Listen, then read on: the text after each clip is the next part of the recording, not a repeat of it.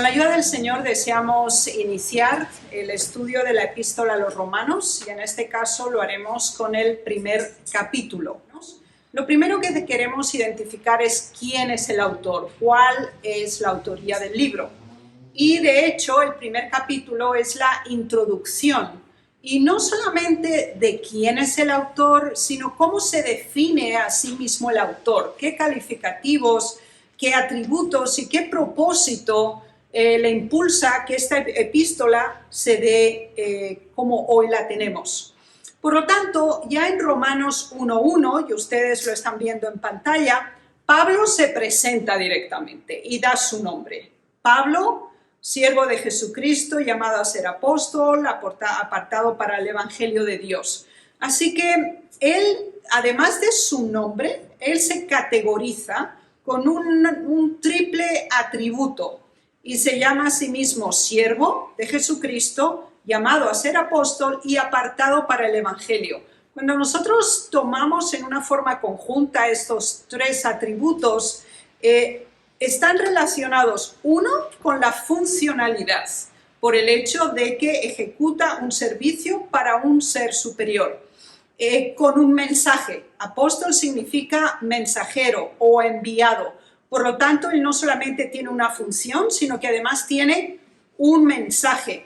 Y es apartado, es decir, ha sido preseleccionado para esa labor. Así que no es de mutuo propio, no es por su propia autodeterminación que ha llegado a ser o apóstol, o siervo, o enviado, sino que ha sido llamado o apartado. Así que su nombre, y Pablo, significa pequeño. Eso es lo que el término Pablo significa.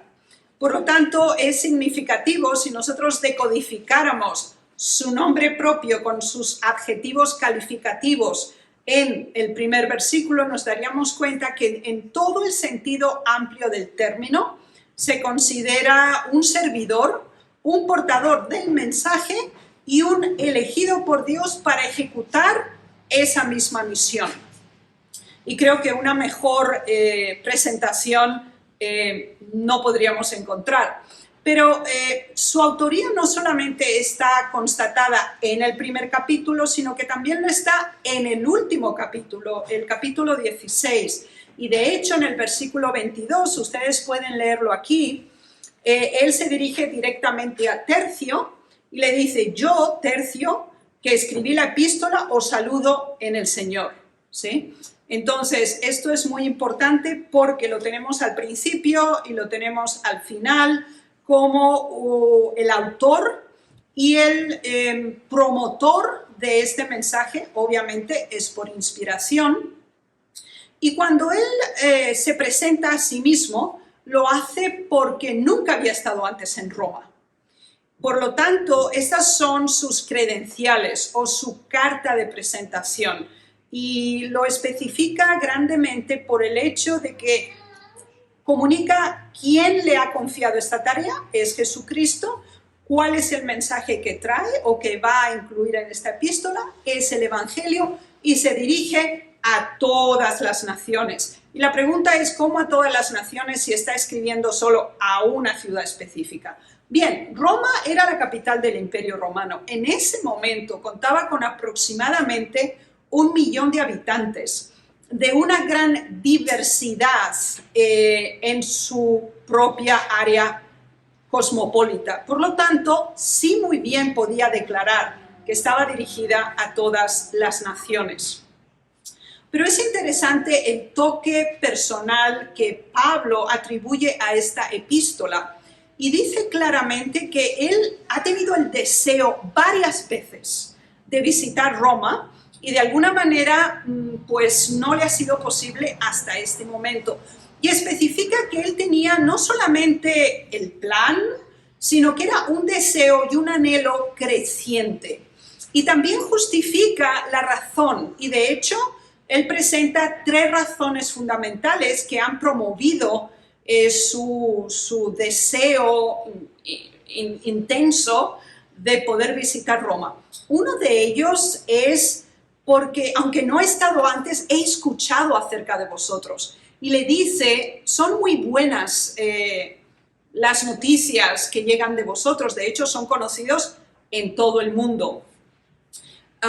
Por otra parte, también les dice, quiero comunicaros algún don espiritual, es decir, algo que ellos no conocieran o que no era algo que realmente habían estudiado a profundidad. Y la tercera razón es confortarlos en la fe.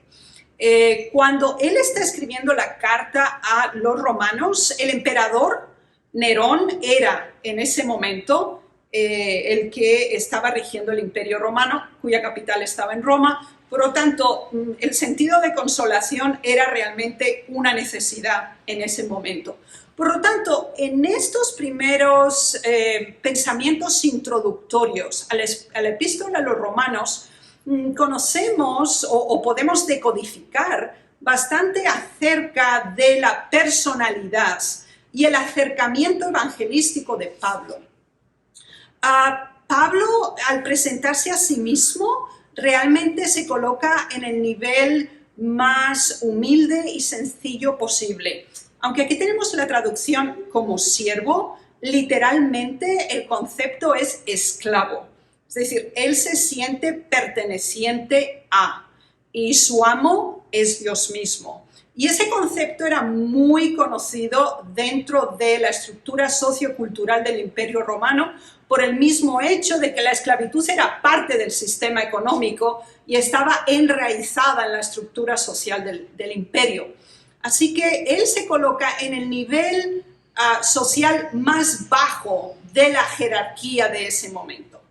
Y lo hace al mismo tiempo para proceder a una aproximación mucho más sensitiva y empática por la presentación del mensaje. Bien, cuando ya vemos cómo Pablo se presenta, tenemos la certeza de su autoría, nosotros tenemos que saber cuándo pasó. Es decir, la datación es muy significativa. Y si se han fijado, la constatación de la autoría la hemos confirmado a lo largo de la propia epístola. Y este es un principio de interpretación bíblica muy importante. Es decir, las propias Sagradas Escrituras, en la mayor parte de sus versículos, son complementarios con otros libros, inclusive puede ser la sección del Antiguo Testamento, para facilitar información. Lo mismo vamos a conseguir con la datación. Sabemos, de acuerdo a Hechos 20, de los versículos 2 al 3, se nos habla del tercer viaje misionero de Pablo, y sabemos que lo escribió la carta a los romanos estando en Corinto por segunda vez. Él estuvo en Corinto 2 veces. La primera vez fue el segundo viaje misionero, cuando permaneció 1 año y medio en Corinto y estableció la iglesia cristiana en esa ciudad tan importante y estratégicamente localizada en Grecia. Y ahora, por segunda vez, visita Corinto, pero únicamente por 3 meses. Y es exactamente en ese momento cuando él está escribiendo a Roma. Tenemos evidencias paralelas de esta misma declaración inicial de Hechos 20, del 2 al 3, que nos permite llegar a la conclusión que entre los años 57 y 58 de nuestra era fue precisamente cuando la epístola a los romanos fue escrita. Y tenemos varias referencias al respecto en el propio libro de Romanos y especialmente también en Primera de Corintios, porque se nos habla de personajes que nos consta por otras referencias bíblicas que residían en Roma y que de alguna manera habían estado en contacto con Pablo a pesar de que él todavía no había visitado. Si recuerdan unas lecciones del semestre pasado, estudiamos acerca de Aquila y Priscila. Y de hecho, Aquila y Priscila, aunque eran del Ponto de Asia Menor, habían residido por un largo periodo de tiempo en Roma. Y se encontraron y se conocieron con Pablo cuando ellos fueron deportados de Roma por el emperador Claudio. Y ese fue ese primer encuentro que después los convirtió en compañeros. Bien, ya tenemos la autoría, tenemos la datación, ahora necesitamos la localización. Este es otro tercer elemento importante. En el mapa ustedes pueden observar claramente el área territorial ocupada por el Imperio Romano del tiempo de Pablo, y Roma, obviamente, era el centro administrativo, político de todo el imperio, y además gozaba de un punto central estratégico en el Mediterráneo como tal, y también en todo el contexto administrativo para el acceso a las distintas provincias relacionadas y bajo administración del Imperio Romano. Al mismo tiempo, en cuanto a la localización, es importante considerar que durante el apóstol Pablo, él vivió durante 3 emperadores romanos. Estamos bajo la dinastía Julio-Claudia. Sabemos que el imperio empieza con Augusto, con el sobrino de Julio César. Después de que Julio César es asesinado, hay una guerra civil significativa. Finalmente, el triunvirato sucumbe y Augusto es declarado emperador. En relación a Pablo, él cubre los periodos de Calígula, Claudio y Nerón. Es decir, él nace bajo la administración de Calígula en su primera fase, donde él todavía era normal, ¿sí? Porque sabemos que después Calígula se volvió paranoico.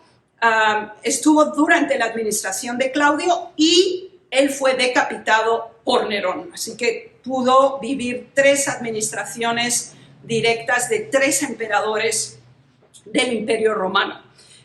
La localización está claramente definida por el apóstol Pablo, porque ya en Romanos 1:7 se nos dice a todos los que estáis en Roma. Es decir, no había otra ciudad que se llamara Roma. Obviamente América no había sido descubierta por los europeos aún, así que la Roma que tenemos aquí no corresponde.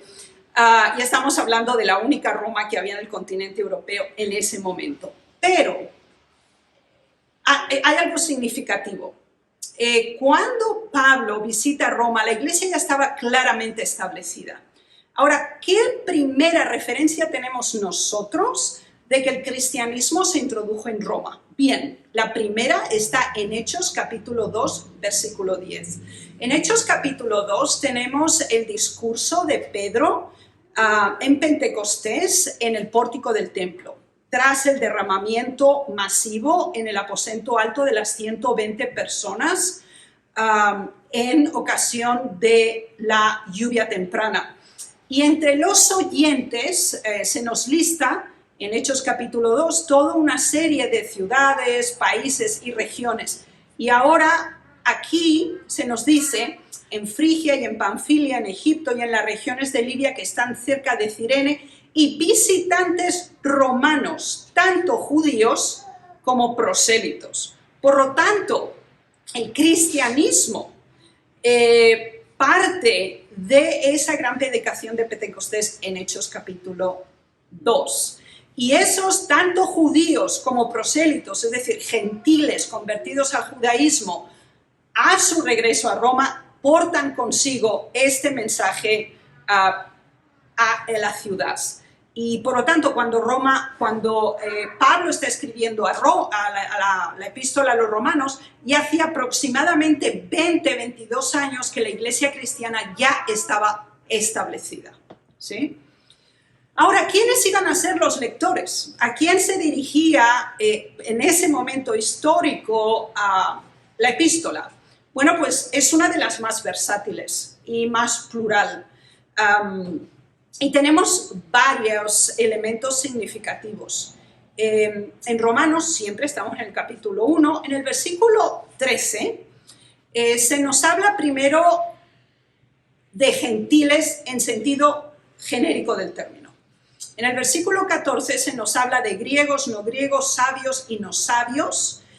En el versículo 16 se nos habla del judío primero y del griego después. Hay traducciones inclusive que cuando leemos el versículo 13 o inclusive el 14 se habla de griegos y de bárbaros.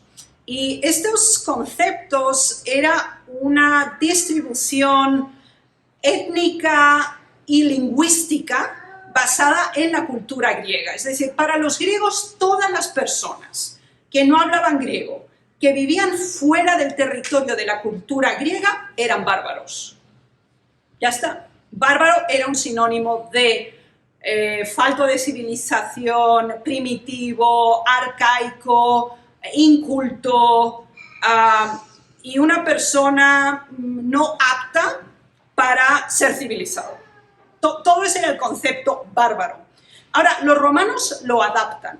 Y los romanos no llegan al nivel de discriminación a máxima extensión como la de los griegos, pero para ellos, toda la población que estaba de la orilla del Rin al norte y de la orilla del Danubio al norte, todos eran bárbaros. Es decir, no eran romanos, no formaban parte de la civilización, no formaban parte de la cultura. Se veían diferentes, vestían diferentes, hablaban diferentes y no tenían absolutamente ningún interés en adoptar la cultura y la civilización romana. Esos, todos eran bárbaros.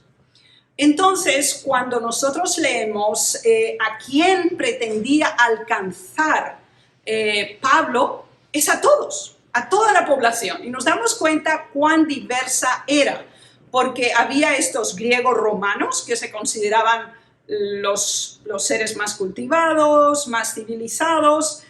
Estaban por otra parte los bárbaros o los no sabios, los gentiles, los que no tenían un contexto judaizante de cultura, los que eran judíos genéticamente y los que no eran judíos genéticamente, pero se habían convertido al judaísmo y a su vez habían llegado al cristianismo.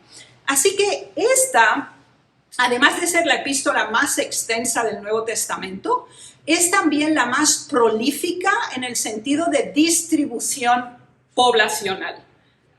Y vemos también el gran sentido de apertura cultural que tenía Pablo.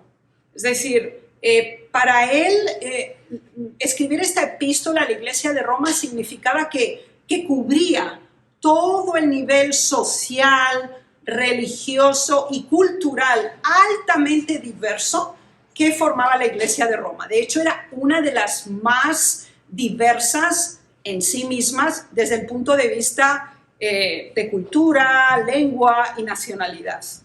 Sin embargo, él distingue entre los que conocen y los que no conocen. Por eso especifica claramente primero al judío y después al griego, o de otras, un sinónimo de sería a los civilizados. Pero en Romanos 1:12 dice, la fe que nos es común a vosotros y a mí.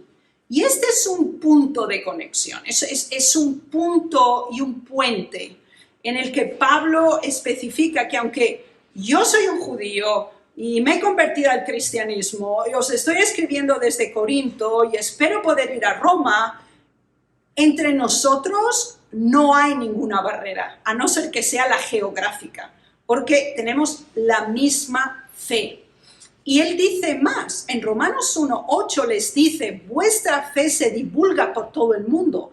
Por lo tanto, la iglesia de Roma era una iglesia muy abierta, una iglesia cuyos miembros viajaban, cuya comunicación con otras iglesias a lo largo del continente europeo y asiático se mantenía muy vivo por el hecho de que él mismo lo confirma aquí. Por lo tanto, es una epístola altamente abierta y con una gran proyección cultural. Bien, ¿qué mensajes vamos a considerar en esta epístola? Bien, el apóstol Pablo los sintetizó en 4 mensajes fundamentales dentro del capítulo 1 de Romanos.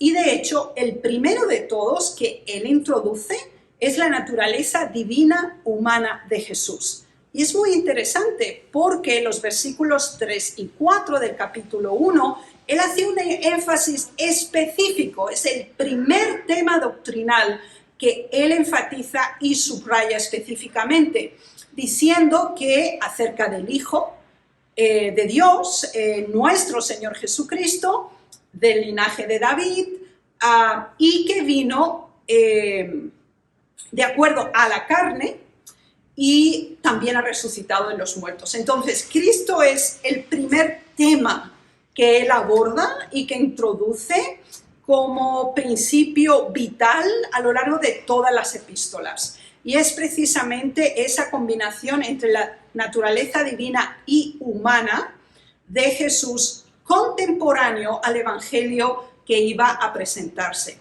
El segundo tema, que está directamente relacionado con el primero y que de hecho es la consecuencia directa de este, lo encontramos en los versículos 17 y 18 y nos dice: porque en el Evangelio la justicia de Dios se revela por fe y para fe, como está escrito, mas él por la fe vivirá.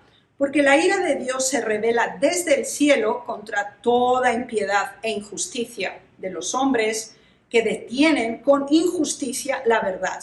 Por lo tanto, ese segundo tema es la justicia por la fe y es el juicio que se pronuncia sobre el pecado.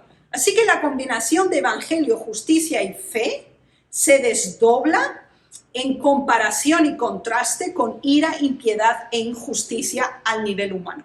Y esos dos niveles entre los ideales divinos y la realidad humana es constante y es un elemento de dinámica en la epístola del apóstol Pablo a los romanos, porque él todo el tiempo mantiene esos dos pensamientos: es lo que Dios es, lo que Dios espera, lo que la naturaleza humana es en estado presente y lo que puede llegar a ser. Así que este es un segundo tema fundamental que de hecho ocupa una gran parte de la epístola a los romanos, pero esto no es todo. Tenemos otro tercer tema capital a lo largo de la epístola y él ya lo presenta en este primer capítulo. Y en los versículos 21 y al 22 presenta la degradación de la naturaleza humana. Y de hecho hay una descripción muy específica de aquellas personas que han conocido la verdad, que son conscientes de la realidad existencial de Dios y de la interconexión entre la divinidad y la humanidad, y que han rechazado rotundamente no solamente la autoridad, sino también la presencia y la intervención de Dios en sus vidas. Y tenemos otro cuarto tema, que es la autodestrucción humana. Y esto es la parte más trágica y realmente impactante en la epístola a los romanos, en el versículo 32, donde él insiste en que el que conoce es advertido, se obstina y sigue practicando el mal, la conclusión definitiva será su autodestrucción. Por lo tanto, vemos una gradación muy intensa en la epístola a los romanos, que no solamente está limitada a un contexto judeo-cristiano, sino también es un estudio de la forma en que la raza humana, el ser humano en sí mismo, existe, se transforma y puede llegar a reproducir la imagen de Dios. Así que realmente la epístola a los romanos es un modelo y es un manual para la completa regeneración de la naturaleza humana en un proceso de justificación, santificación, hasta llegar a la glorificación. Por lo tanto, comprender el primer capítulo nos permite ya poseer las claves fundamentales que nos van a conducir en una forma sistemática a lo largo del resto de los 15 capítulos que nos restan. Quiero el Señor bendecirnos en el estudio de su palabra y también en la reflexión sobre estas importantes verdades. Es mi deseo y oración. Amén.